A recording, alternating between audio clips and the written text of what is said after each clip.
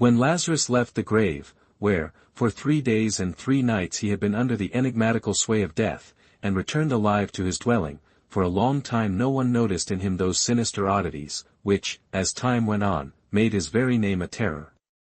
Gladdened unspeakably by the sight of him who had been returned to life, those near to him caressed him unceasingly, and satiated their burning desire to serve him, in solicitude for his food and drink and garments. And they dressed him gorgeously, in bright colors of hope and laughter, and when, like to a bridegroom in his bridal vestures, he sat again among them at the table, and again ate and drank, they wept, overwhelmed with tenderness.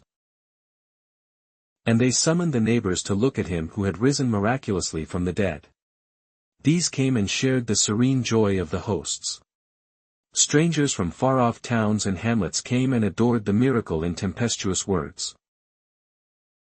Like to a beehive was the house of Mary and Martha. Whatever was found new in Lazarus' face and gestures was thought to be some trace of a grave illness and of the shocks recently experienced. Evidently, the destruction wrought by death on the corpse was only arrested by the miraculous power, but its effects were still apparent, and what death had succeeded in doing with Lazarus' face and body, was like an artist's unfinished sketch seen under thin glass. On Lazarus' temples, under his eyes, and in the hollows of his cheeks, lay a deep and cadaverous blueness. Cadaverously blue also were his long fingers, and around his fingernails, grown long in the grave, the blue had become purple and dark. On his lips the skin, swollen in the grave, had burst in places, and thin, reddish cracks were formed, shining as though covered with transparent mica. And he had grown stout. His body, puffed up in the grave, retained its monstrous size and showed those frightful swellings, in which one sensed the presence of the rank liquid of decomposition. But the heavy corpse-like odor which penetrated Lazarus' graveclothes and, it seemed, his very body, soon entirely disappeared. The blue spots on his face and hands grew paler, and the reddish cracks closed up, although they never disappeared altogether. That is how Lazarus looked when he appeared before people, in his second life, but his face looked natural to those who had seen him in the coffin. In addition to the changes in his appearance, Lazarus' temper seemed to have undergone a transformation, but this circumstance startled no one and attracted no attention. Before his death Lazarus had always been cheerful and carefree, fond of laughter and a merry joke. It was because of this brightness and cheerfulness, with not a touch of malice and darkness, that the Master had grown so fond of him. But now Lazarus had grown grave and taciturn. He never jested, himself, nor responded with laughter to other people's jokes, and the words which he uttered, very infrequently, were the plainest, most ordinary, and necessary words, as deprived of depth and significance, as those sounds with which animals express pain and pleasure, thirst and hunger. They were the words that one can say all one's life, and yet they give no indication of what pains and gladdens the depths of the soul. Thus, with the face of a corpse which for 3 days had been under the heavy sway of death, dark and taciturn, already appallingly transformed, but still unrecognized by anyone in his new self, he was sitting at the feasting table, among friends and relatives, and his gorgeous nuptial garments glittered with yellow gold and bloody scarlet. Broad waves of jubilation, now soft, now tempestuously sonorous, surged around him. Warm glances of love were reaching out for his face, still cold with the coldness of the grave, and a friend's warm palm caressed his blue, heavy hand. And music played the tympanum and the pipe, the cithara and the harp. It was as though bees hummed, grasshoppers chirped and birds warbled over the happy house of Mary and Martha. One of the guests incautiously lifted the veil. By a thoughtless word he broke the serene charm and uncovered the truth in all its naked ugliness. Ere the thought formed itself in his mind, his lips uttered with a smile, "Why dost thou not tell us what happened yonder?" And all grew silent, startled by the question. It was as if it occurred to them only now that for 3 days Lazarus had been dead, and they looked at him, anxiously awaiting his answer. But Lazarus kept silence. "Thou dost not wish to tell us," wondered the man, "is it so terrible yonder?" And again his thought came after his words. Had it been otherwise, he would not have asked this question, which at that very moment oppressed his heart with its insufferable horror. Uneasiness seized all present, and with a feeling of heavy weariness they awaited Lazarus' words, but he was silent, sternly and coldly, and his eyes were lowered. And as if for the first time, they noticed the frightful blueness of his face and his repulsive obesity. On the table, as though forgotten by Lazarus, rested his bluish-purple wrist, and to this all eyes turned, as if it were from it that the awaited answer was to come. The musicians were still playing, but now the silence reached them too, and even as water extinguishes scattered embers, so were their merry tunes extinguished in the silence.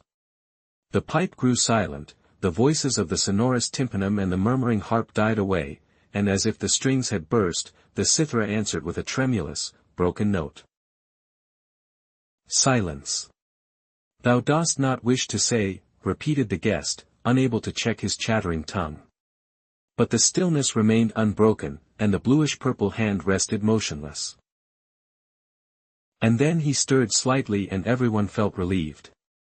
He lifted up his eyes, and lo!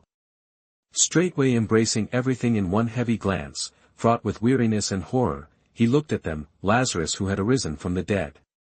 It was the third day since Lazarus had left the grave.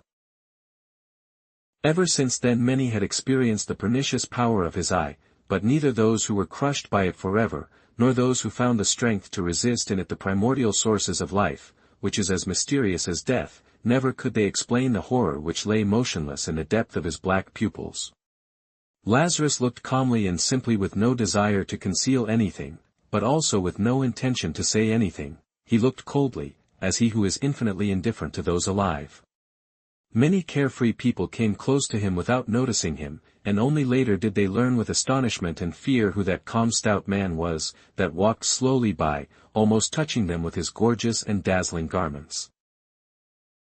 The sun did not cease shining, when he was looking, nor did the fountain hush its murmur, and the sky overhead remained cloudless and blue. But the man under the spell of his enigmatical look heard no more the fountain and saw not the sky overhead. Sometimes, he wept bitterly, sometimes he tore his hair and in frenzy called for help, but more often it came to pass that apathetically and quietly he began to die, and so he languished many years, before everybody's very eyes, wasted away, colorless, flabby, dull, like a tree, silently drying up in a stony soil.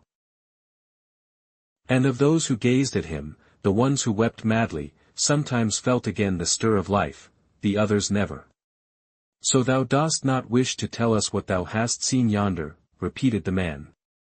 But now his voice was impassive and dull, and deadly grey weariness showed in Lazarus' eyes. And deadly grey weariness covered like dust all the faces, and with dull amazement the guests stared at each other and did not understand wherefore they had gathered here and sat at the rich table. The talk ceased. They thought it was time to go home, but could not overcome the flaccid lazy weariness which glued their muscles, and they kept on sitting there, yet apart and torn away from each other, like pale fires scattered over a dark field. But the musicians were paid to play and again they took their instruments and again tunes full of studied mirth and studied sorrow began to flow and to rise. They unfolded the customary melody but the guests hearkened in dull amazement. Already they knew not wherefore is it necessary, and why is it well, that people should pluck strings, inflate their cheeks, blow in thin pipes, and produce a bizarre, many-voiced noise. "What bad music," said someone. The musicians took offense and left. Following them, the guests left one after another, for night was already come. And when placid darkness encircled them and they began to breathe with more ease, suddenly Lazarus' image loomed up before each one in formidable radiance, the blue face of a corpse, grave clothes gorgeous and resplendent, a cold look, in the depths of which lay motionless an unknown horror. As though petrified, they were standing far apart, and darkness enveloped them, but in the darkness blazed brighter and brighter the supernatural vision of him who for 3 days had been under the enigmatical sway of death. For 3 days had he been dead, thrice had the sun risen and set, but he had been dead, children had played, streams murmured over pebbles, the wayfarer had lifted up hot dust in the highroad, but he had been dead. And now he is again among them, touches them, looks at them, and through the black discs of his pupils, as through darkened glass, stares the unknowable yonder. No one was taking care of Lazarus, for no friends no relatives were left to him, and the great desert which encircled the holy city, came near the very threshold of his dwelling. And the desert entered his house, and stretched on his couch, like a wife and extinguished the fires. No one was taking care of Lazarus. One after the other, his sisters, Mary and Martha, forsook him. For a long while Martha was loath to abandon him, for she knew not who would feed him and pity him, she wept and prayed. But one night, when the wind was roaming in the desert and with a hissing sound the cypresses were bending over the roof, she dressed noiselessly and secretly left the house. Lazarus probably heard the door slam, it banged against the side post under the gusts of the desert wind, but he did not rise to go out and to look at her that was abandoning him. All the night long the cypresses hissed over his head and plaintively thumped the door, letting in the cold, greedy desert. Like a leper he was shunned by everyone, and it was proposed to tie a bell to his neck, as is done with lepers, to warn people against sudden meetings. But someone remarked, growing frightfully pale, that it would be too horrible if by night the moaning of Lazarus' bell were suddenly heard under the windows, and so the project was abandoned. And since he did not take care of himself, he would probably have starved to death, had not the neighbors brought him food in fear of something that they sensed but vaguely. The food was brought to him by children. They were not afraid of Lazarus, nor did they mock him with naive cruelty, as children are wont to do with the wretched and miserable. They were indifferent to him, and Lazarus answered them with the same coldness. He had no desire to caress the black little curls, and to look into their innocent shining eyes. Given to time and to the desert, his house was crumbling down, and long since had his famishing, lowing goats wandered away to the neighboring pastures. And his bridal garments became threadbare. Ever since that happy day, when the musicians played, he had worn them unaware of the difference of the new and the worn. The bright colors grew dull and faded, vicious dogs and the sharp thorn of the desert turned the tender fabric into rags. By day, when the merciless sun slew all things alive, and even scorpions sought shelter under stones and writhed there in a mad desire to sting, he sat motionless under the sunrays, his blue face and the uncouth, bushy beard lifted up, bathing in the fiery flood. When people still talked to him, he was once asked, "Poor Lazarus, does it please thee to sit thus and to stare at the sun?" And he had answered, "Yes, it does."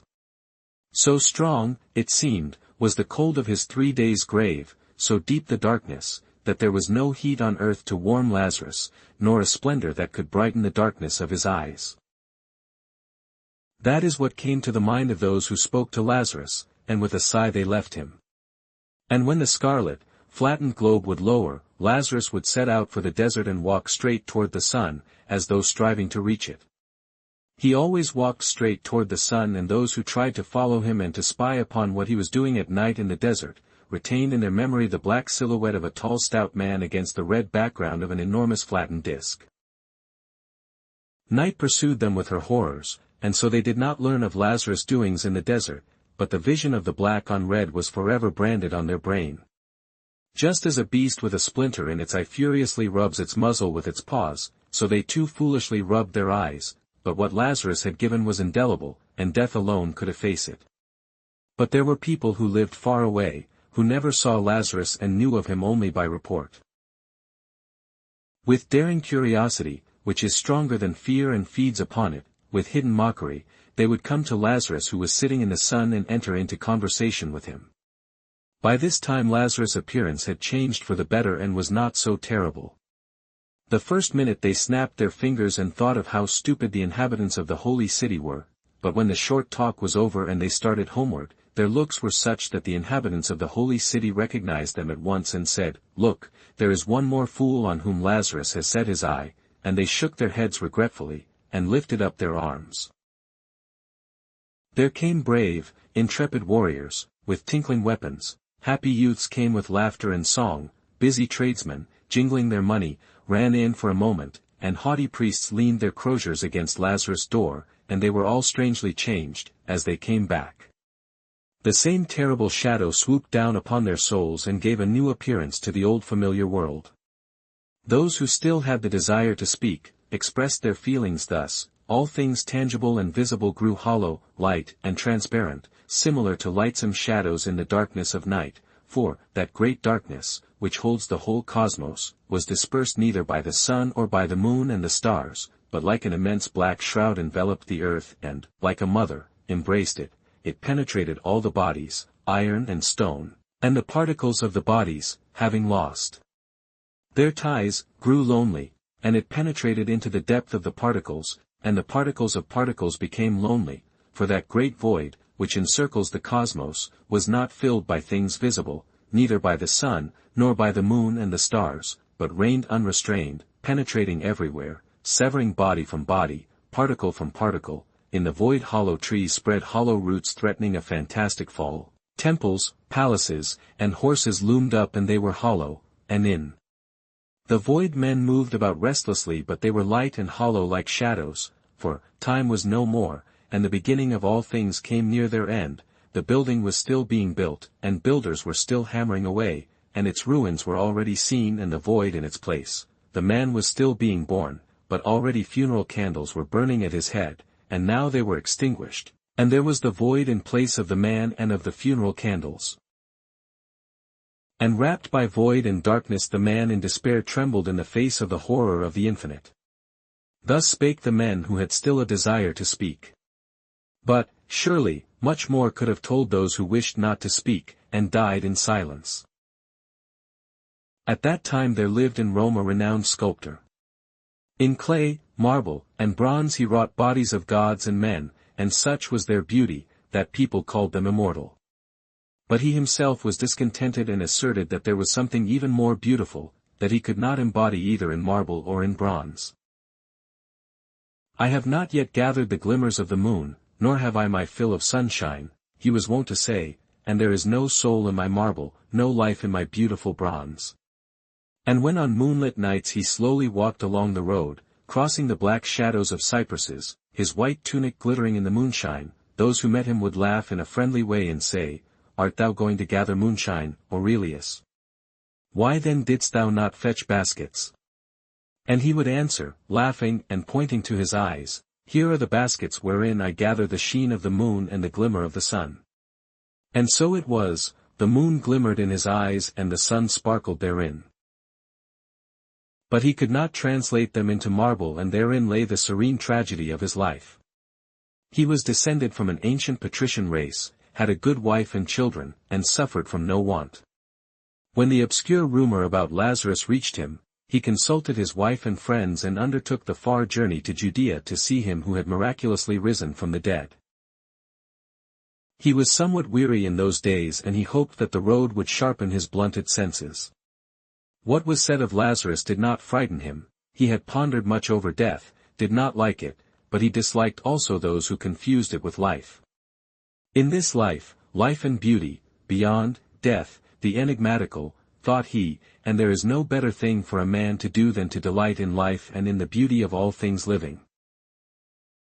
He had even a vainglorious desire to convince Lazarus of the truth of his own view and restore his soul to life, as his body had been restored.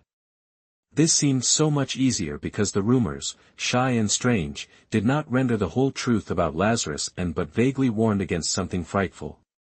Lazarus had just risen from the stone in order to follow the sun which was setting in the desert, when a rich Roman attended by an armed slave, approached him and addressed him in a sonorous tone of voice, and Lazarus beheld a superb face, lit with glory, and arrayed in fine clothes, and precious stones sparkling in the sun. The red light lent to the Roman's face and head the appearance of gleaming bronze, that also Lazarus noticed. He resumed obediently his place and lowered his weary eyes. "Yes, thou art ugly, my poor Lazarus," quietly said the Roman, playing with his golden chain, "thou art even horrible, my poor friend, and death was not lazy that day when thou didst fall so heedlessly into his hands. But thou art stout, and, as the great Caesar used to say, fat people are not ill-tempered. To tell the truth, I don't understand why men fear thee. Permit me to spend the night in thy house, the hour is late, and I have no shelter." Never had anyone asked Lazarus hospitality. "I have no bed," said he. "I am somewhat of a soldier and I can sleep sitting," the Roman answered. We shall build a fire. I have no fire. Then we shall have our talk in the darkness, like two friends. I think thou wilt find a bottle of wine. I have no wine. The Roman laughed. Now I see why thou art so somber and dislikest thy second life. No wine. Why, then we shall do without it. There are words that make the head go round better than the Falernian. By a sign he dismissed the slave, and they remained all alone. And again the sculptor started speaking, but it was as if, together with the setting sun, life had left his words, and they grew pale and hollow, as if they staggered on unsteady feet, as if they slipped and fell down, drunk with the heavy lees of weariness and despair. And black chasms grew up between the words, like far-off hints of the great void and the great darkness. Now I am thy guest, and thou wilt not be unkind to me, Lazarus, said he. Hospitality is the duty even of those who for 3 days were dead. 3 days, I was told, thou didst rest in the grave. There it must be cold, and that is whence comes thy ill habit of going without fire and wine. As to me, I like fire, it grows dark here so rapidly.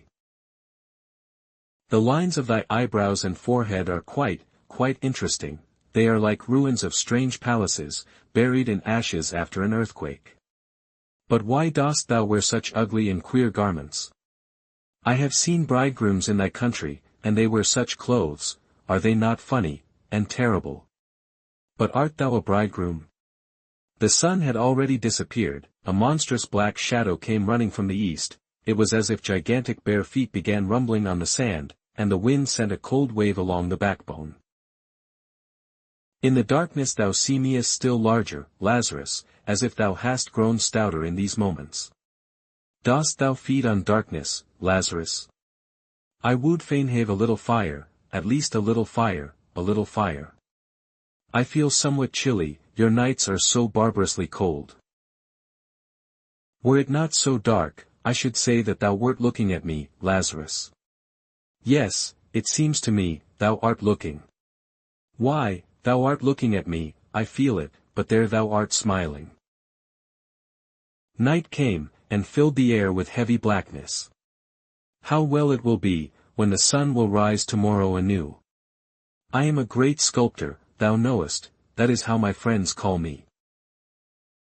I create. Yes, that is the word, but I need daylight. I give life to the cold marble, I melt sonorous bronze in fire, in bright hot fire.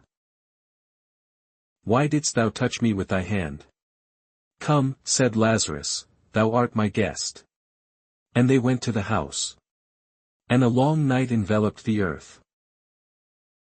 The slave, seeing that his master did not come, went to seek him, when the sun was already high in the sky. And he beheld his master side by side with Lazarus, in profound silence were they sitting right under the dazzling and scorching sun rays and looking upward. The slave began to weep and cried out, My master, what has befallen thee, master? The very same day the sculptor left for Rome. On the way Aurelius was pensive and taciturn, staring attentively at everything, the men, the ship, the sea, as though trying to retain something. On the high sea a storm burst upon them, and all through it Aurelius stayed on the deck and eagerly scanned the seas looming near and sinking with a thud. At home his friends were frightened at the change which had taken place in Aurelius, but he calmed them, saying meaningly, I have found it. And without changing the dusty clothes he wore on his journey, he fell to work, and the marble obediently resounded under his sonorous hammer. Long and eagerly worked he, admitting no one, until one morning he announced that the work was ready and ordered his friends to be summoned, severe critics and connoisseurs of art. And to meet them he put on bright and gorgeous garments, that glittered with yellow gold, and scarlet byssus. Here is my work, said he thoughtfully. His friends glanced and a shadow of profound sorrow covered their faces. It was something monstrous, deprived of all the lines and shapes familiar to the eye, but not without a hint at some new, strange image.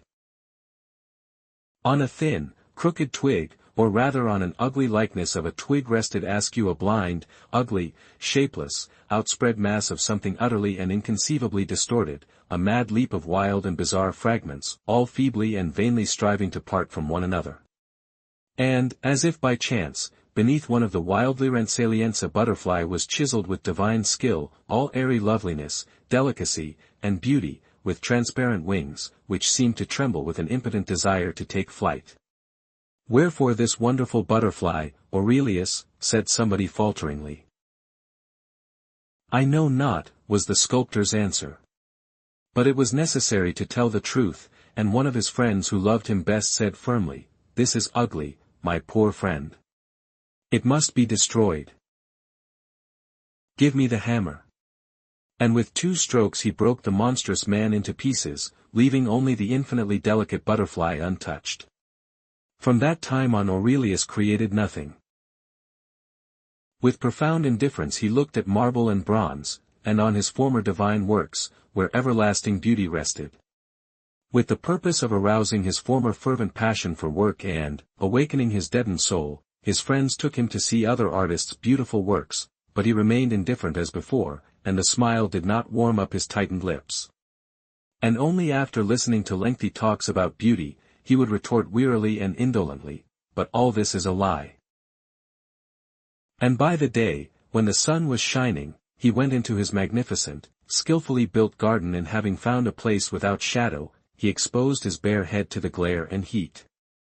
Red and white butterflies fluttered around, from the crooked lips of a drunken satyr, water streamed down with a splash into a marble cistern, but he sat motionless and silent, like a pallid reflection of him who, in the far-off distance, at the very gates of the stony desert, sat under the fiery sun.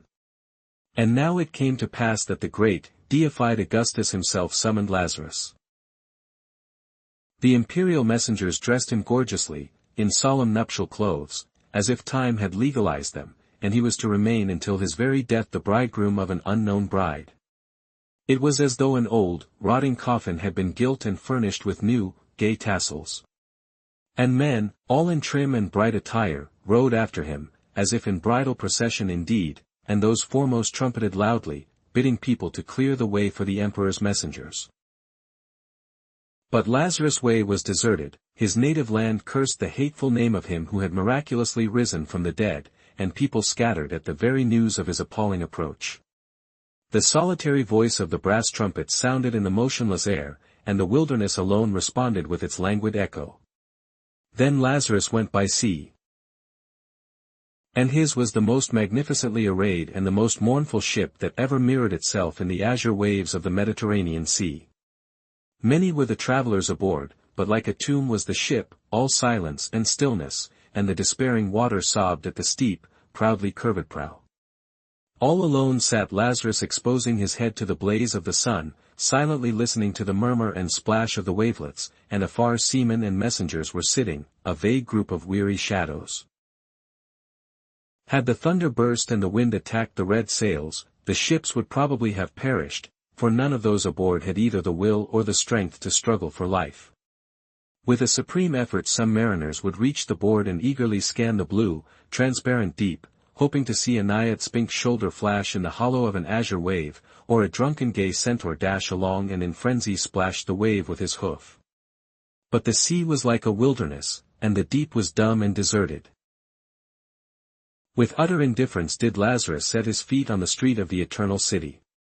As though all her wealth, all the magnificence of her palaces built by giants, all the resplendence, beauty, and music of her refined life were but the echo of the wind in the wilderness, the reflection of the desert quicksand. Chariots were dashing, and along the streets were moving crowds of strong, fair, proud builders of the eternal city and haughty participants in her life. A song sounded, fountains and women laughed a pearly laughter, drunken philosophers harangued, and the sober listened to them with a smile, hoofs struck the stone pavements.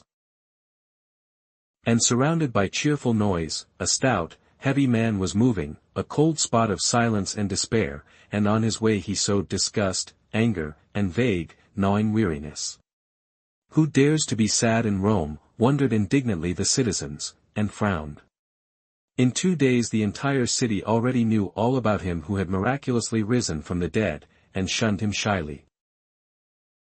But some daring people there were, who wanted to test their strength, and Lazarus obeyed their imprudent summons. Kept busy by state affairs, the emperor constantly delayed the reception, and 7 days did he who had risen from the dead go about visiting others. And Lazarus came to a cheerful Epicurean, and the host met him with laughter on his lips. "Drink, Lazarus, drink!" shouted he. "Would not Augustus laugh to see thee drunk?" And half-naked drunken women laughed, and rose petals fell on Lazarus' blue hands.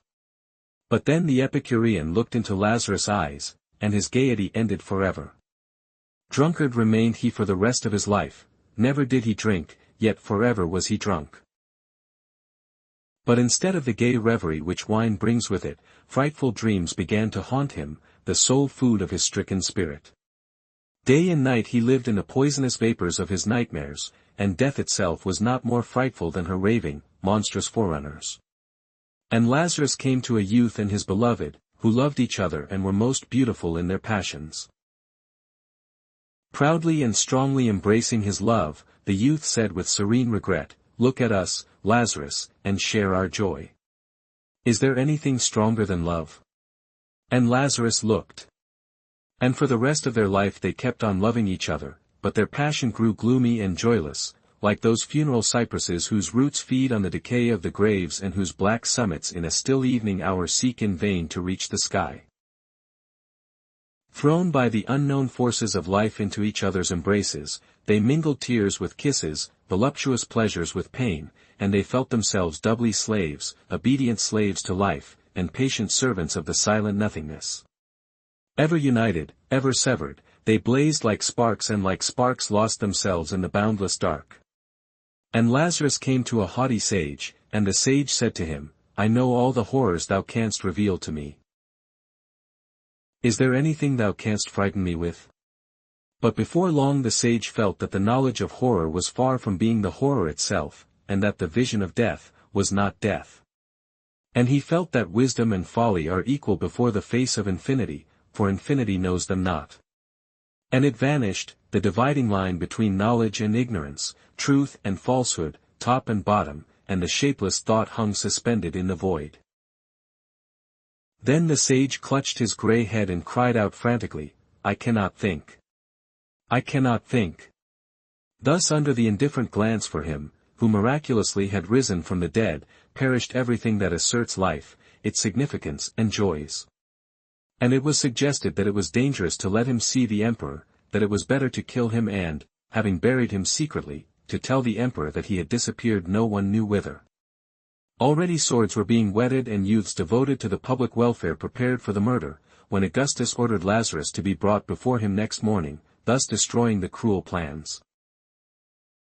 If there was no way of getting rid of Lazarus, at least it was possible to soften the terrible impression his face produced. With this in view, skillful painters, barbers, and artists were summoned, and all night long they were busy over Lazarus' head. They cropped his beard, curled it, and gave it a tidy, agreeable appearance.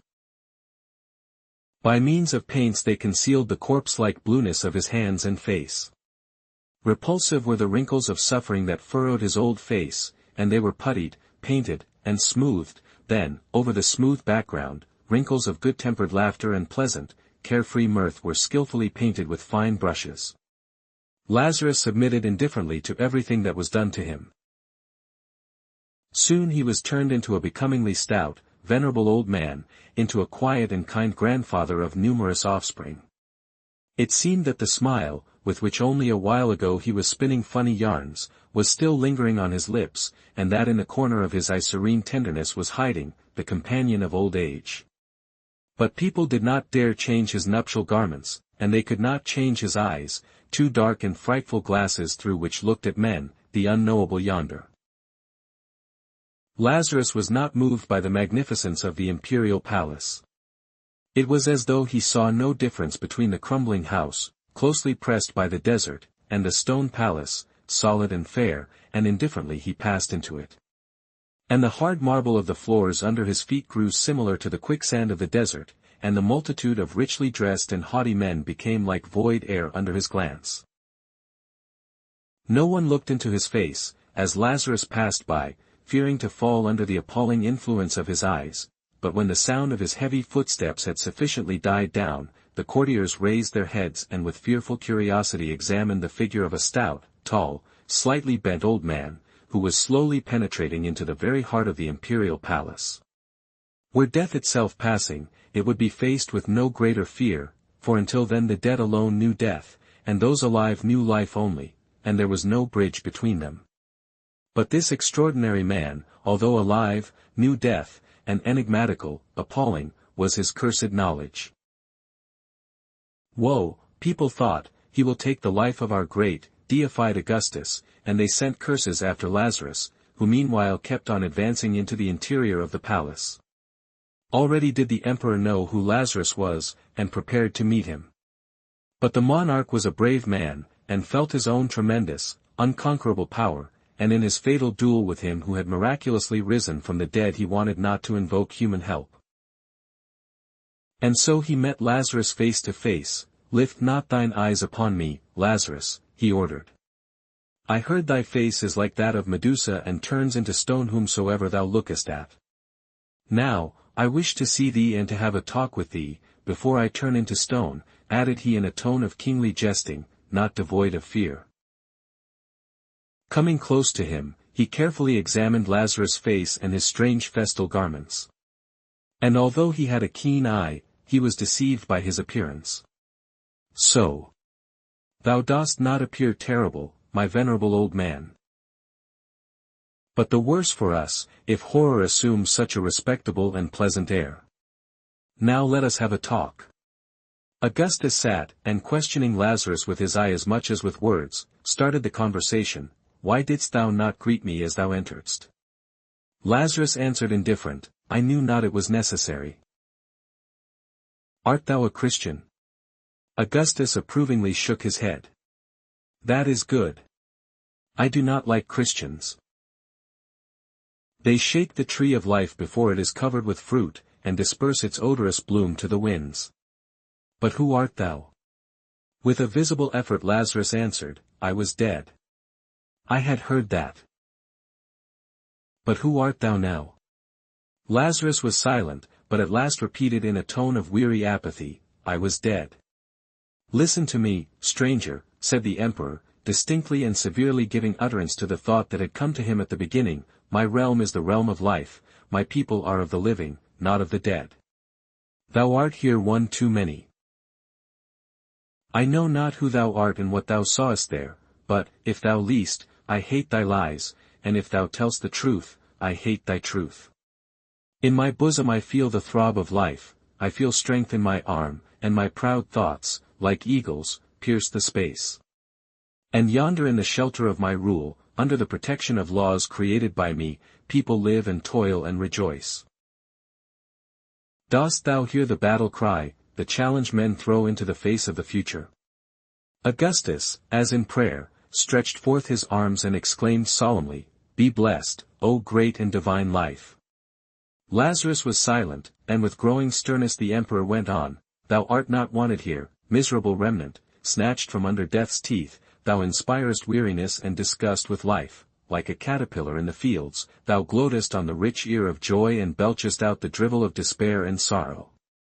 Thy truth is like a rusty sword in the hands of a nightly murderer, and as a murderer thou shalt be executed.